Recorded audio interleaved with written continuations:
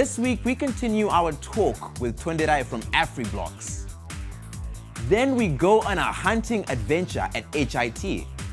And we have a look at some crazy expensive tech.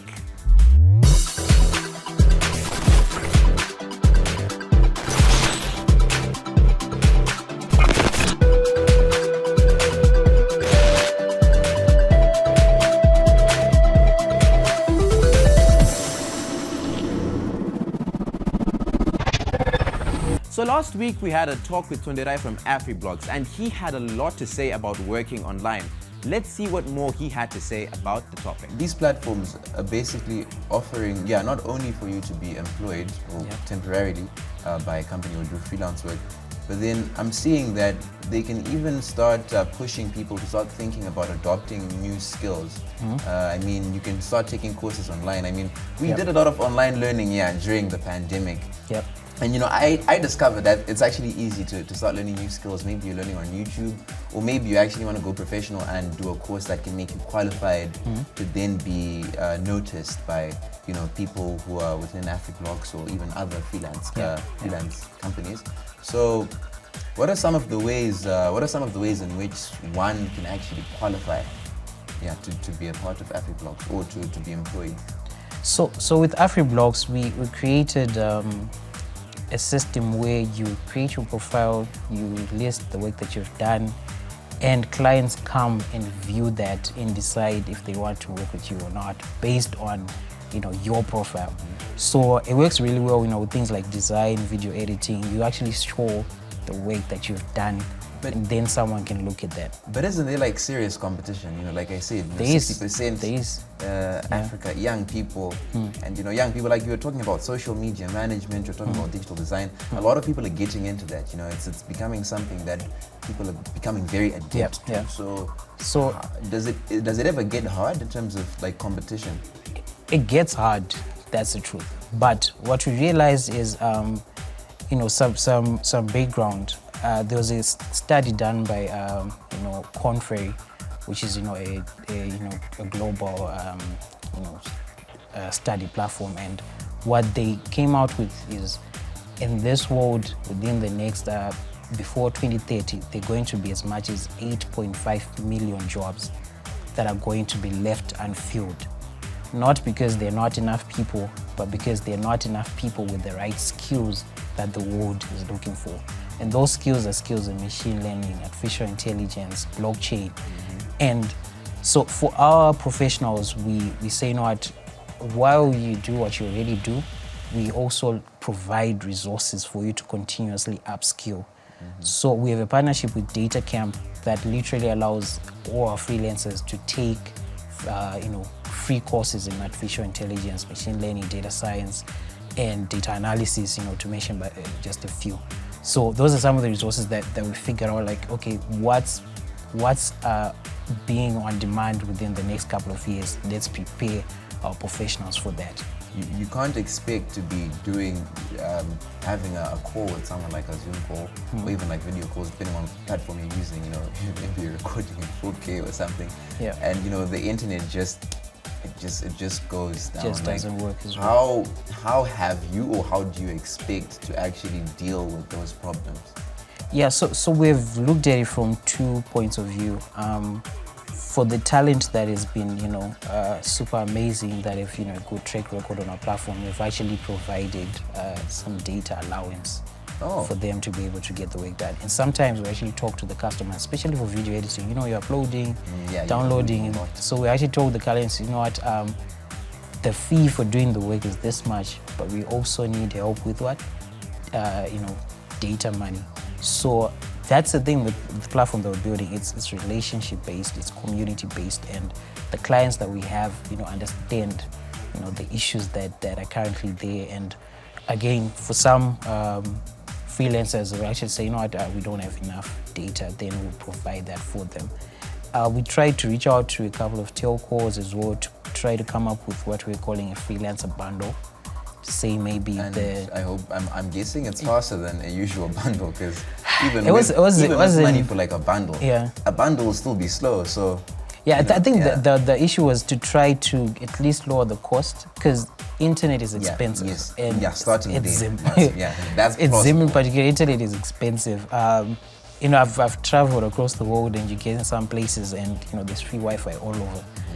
But in Zim, like sometimes you know, data just gets too expensive. Yeah.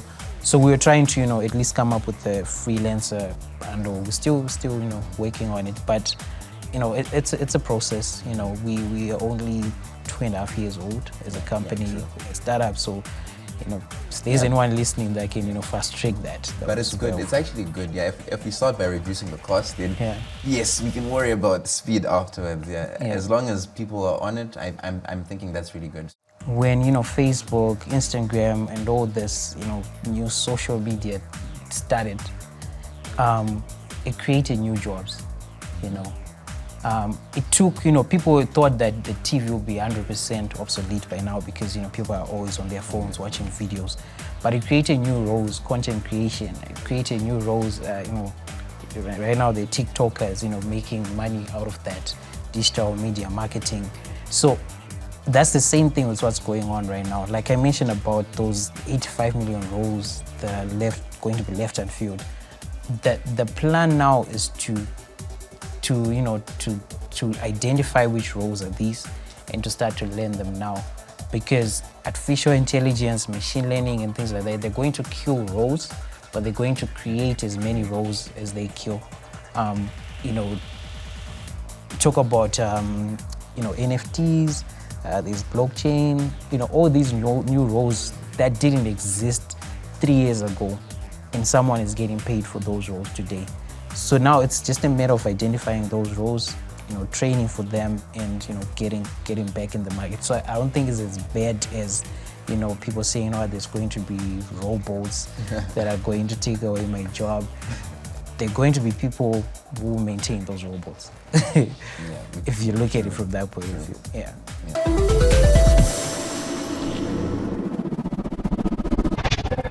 Talking to Tonderai was so informative. I really enjoyed that. Don't go away. After the break, we visit Hits.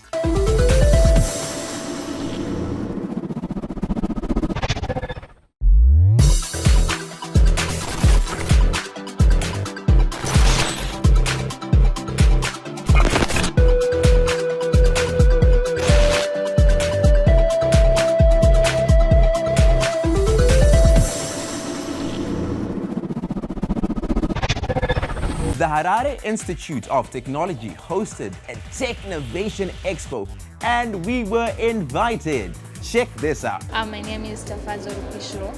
I'm a Part 4 student by Harare Institute of Technology and doing food processing technology. Many people have this negative attitude towards the consumption of matamba.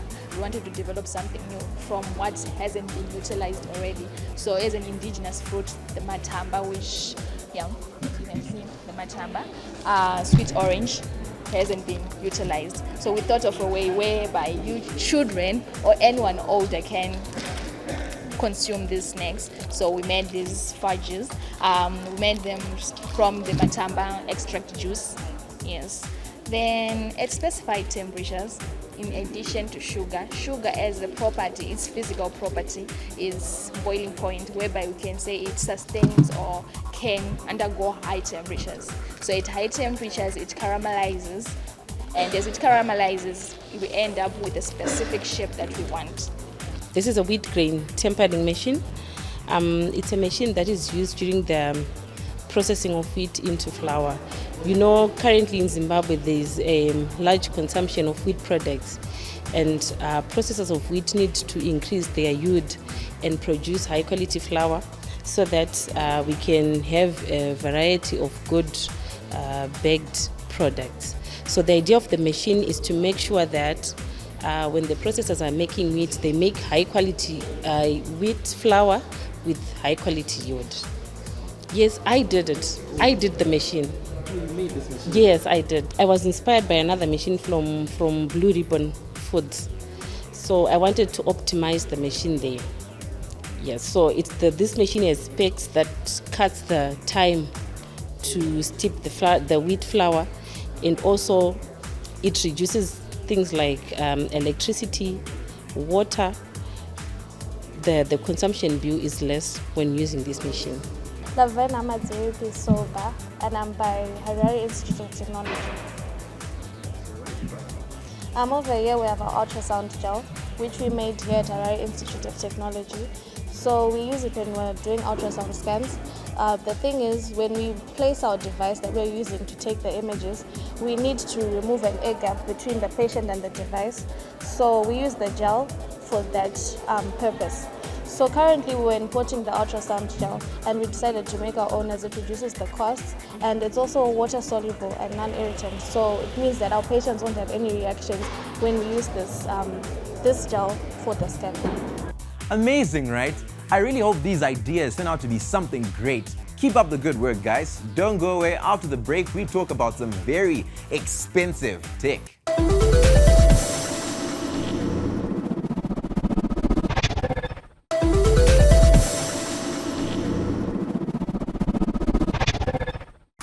Hey guys, welcome back to Swipe. I'm with Valentine here, or should I call him Bobby Valentino? That's a play on words, you know, if you know Quentin Tarantino. So we all like that soft life. Yeah, but it's pretty hard to achieve. Okay, so once you're in that whole soft life type of thing, you start buying things that are gonna, make sure you're exuding that glamour. You know, you've got that whole swag. I don't know what the kids call it these days. We used to call it guas. I don't know, what do you call it, young one? I didn't call it anything. Okay. All right. But there's just so many things in the world right now, so much tech. And not just, tech used once in a blue moon, but daily driver technology that you use every day on a regular basis, like your phone, your camera, your tablet, your laptop, your watch. Things like that are getting crazy expensive. Not because okay, I was gonna say not because of materials, but then yes, it's gonna be because of the materials. So let's talk about some of the craziest daily driver tech that we find people actually using in the real world, in Zimbabwe even. Brings me to my first one. Have you ever heard of caviar? Yes. Yes. What is caviar? Besides the disgusting fish egg topping you put on your food. Would you have caviar actually? Nah, I almost tried it, but I was like, nah. Okay, so caviar, not the fish caviar, but just like take caviar. So caviar, they make those phones, those crazy phones. They bedazzle phones.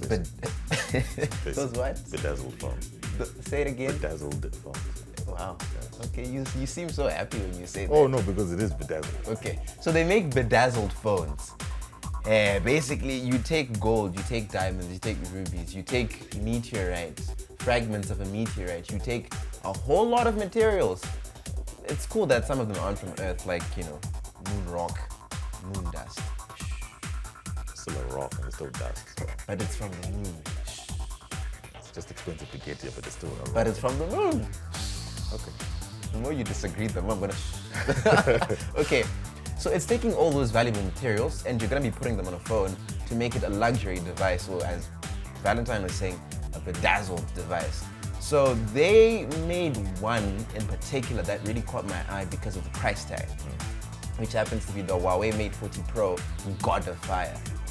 They call it the God of Fire because it's got a dragon literally on the back, and it's got these nice accentuated red colors and maroon undertones. It's really nice, and they call it the God of Fire.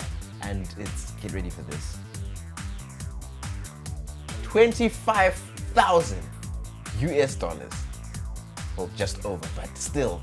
Yeah, you'd have to have more money than this. My question is, it does everything a normal Huawei Mate 40 Pro can. That's the one Ed has, right?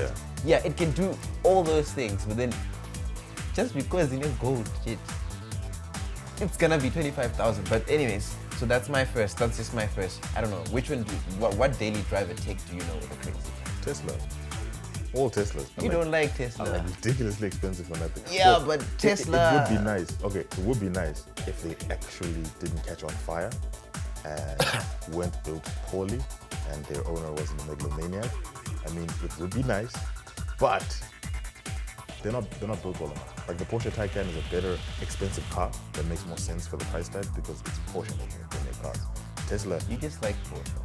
Not really. You don't like Tesla? No, Teslas aren't built well. Like I've seen a bunch of reviews online that said I bought a Tesla and I was disappointed in the workmanship, like panel gaps in the car. Some people are really like pay attention to detail.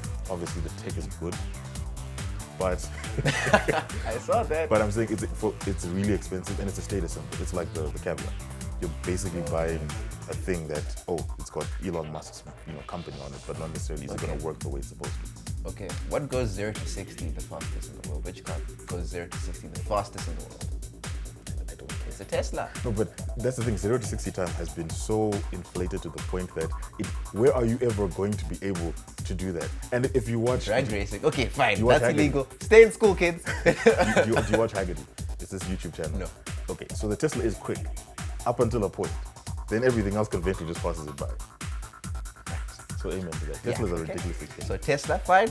Teslas are daily, those are literally daily Daily drivers, and they're ridiculously expensive. Crazy expensive tech. Okay, I have another one. The Apple Hermes watch. Like Hermes, it's French. People say Hermes, but then when people say Hermes, I'm just like, they're cringing. It's actually Hermes. I don't think you said it properly. But I did, it's Hermes. okay. It's like Hermes, like not. I'm you sure have about to- that. Yeah, I'm sure about that. Yeah, it's Hermes. It is. Anyway, so the Apple Hermes is very expensive. It's like it's basically like a normal Apple Watch. You know how they release this year they released the Series 8. Of course, there's the Series 7, Series 6. So every time they release like a series, an Apple Watch series, they always have a Hermes to line up against the Apple Watch, Nike, and the normal Apple Watch, right? Yeah, and it's usually got luxury materials, of course, and a titanium and all that. Pretty cool, but still the price tag is a bit too crazy. I mean, you're talking $1,700. That's Z Fold money right there. Yeah. So, and it does everything, like with all these other devices we mentioned, the Tesla, the God of Fire. They do the same thing as the normal one. So yeah, that's another piece of crazy expensive tech. Another one coming back to Apple again, the Mac Pro. I mean, we all want to have a good editing PC, right? Yes. Yes, and if you're a power user like yourself, right? You are a power user. Borderline. You want to be. I want to be. Yes. I want to be a power user. So if you've got the money or if you've got the resources, you can get yourself a decently spec PC. I heard NVIDIA is releasing the RTX one. The new one, the one that's about the 3090. Okay, so you want PCs like that with all those crazy chips, all those crazy specs, right? So this is taking it even a step further. This is crazy, and this is like a crazy PC with a crazy price to match. So starting at 6,000 USD, that's how you get your Mac Pro. But that's just like the base one, you see, which is pretty fast. But for people who want to use DaVinci Resolve and on a crazy level, they want to keep getting the specs bumped. So to fully spec out this beast of a machine, you're looking at about $56,000. What?